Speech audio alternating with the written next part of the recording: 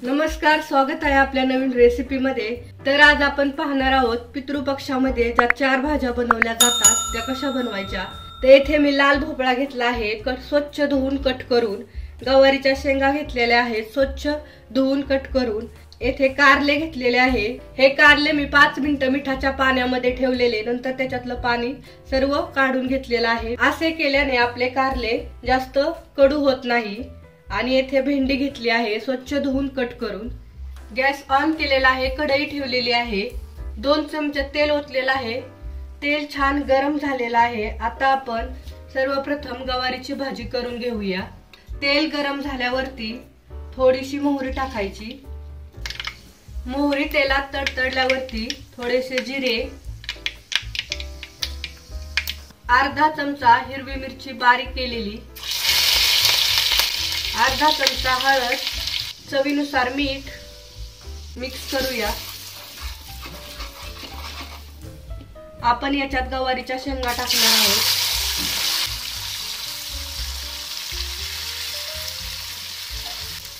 झाकण ठेवूया। गॅसच्या मीडियम फ्लेम वरती आपण 5 ते 7 मिनिटं वाफवून घेणार आहोत शेंगा। 5 मिनिटं झालेली आहेत। आणखीन 2-3 मिनिटे आपण ठेवूया, म्हणजे आपल्या शेंगा व्यवस्थित शिजतील। 2 मिनिटे झालेली आहेत। गवार आपली छान अशी शिजलेली आहे। पितृपक्षातल्या भाज्या आपण शक्यतो तेलावरतीच परतून घेतो।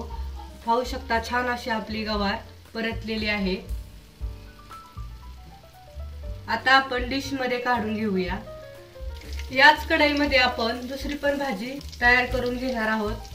2 चमचे तेल ओतलेलं आहे, थोडेसे जिरे, थोडीशी हळद। आता आपण भेंडीची भाजी बनवून घेणार आहोत।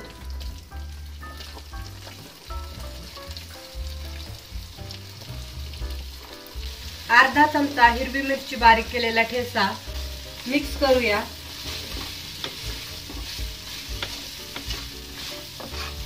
चवीनुसार मीठ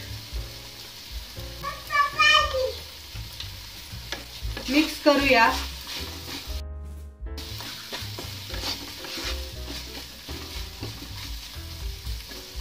गॅसच्या मीडियम फ्लेम वरती आपण भेंडीची भाजी परतून घेणार आहोत।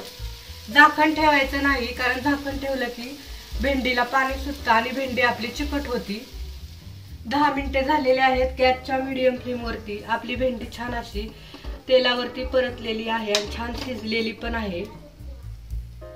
आता मी डिश मध्ये काढून घेते। कढईमध्ये 2 चमचे तेल ओतलेलं आहे, थोडीशी मोहरी, थोडेसे जिरे, अर्धा चमचा हिरवी मिरची बारीक केलेली, थोडीशी हळद, चवीनुसार मीठ। 1 मिनिट हे आपण परतून घेऊया। हिरवी मिरची, जिरे, मोहरी। 1 मिनिट झालेला आहे। हिरवी मिरची, जिरे, मोहरी छान परतलेला आहे। आता आपण याच्यामध्ये लाल भोपळा टाकूया।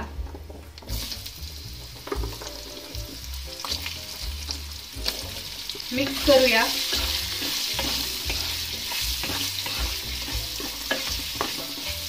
झाकण ठेवते। 5 मिनिटे झालेले आहेत। लाल भोपळा आपला छान शिजलेला आहे। याच्यावरती थोडीशी कोथिंबीर टाकूया। पाहू शकता, लाल भोपळ्याची भाजी पण आपली छान अशी झालेली आहे। भोपळा पण छान असा तेलावरती शिजलेला आहे। आता डिश मध्ये काढून घेते।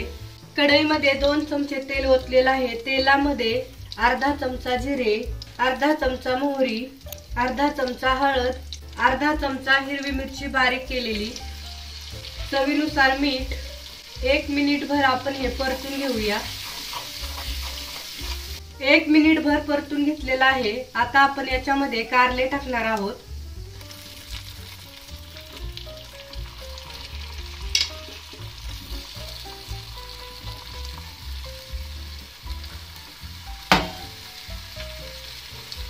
मिक्स करूया।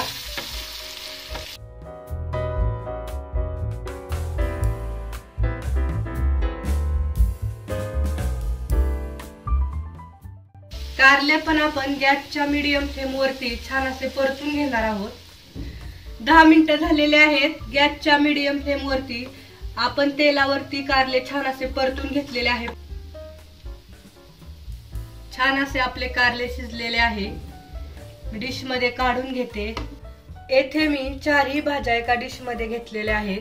पितृपक्षात अनेक भाज्या करतात, त्यातील मी तुम्हाला 4 मुख्य भाज्या दाखवल्या आहेत. या भाज्यांमध्ये कांदा लसूण नसतो, तर तुम्ही सुद्धा या पितृपक्षात या 4 भाज्या करून तुमच्या पितृदेवतांना नक्की नैवेद्य दाखवा आणि त्यांचे आशीर्वाद मिळवा. हा व्हिडिओ आवडला असेल तर नक्की लाईक करा, शेअर करा आणि आपल्या चॅनलला नक्की सबस्क्राईब करा. थँक्यू.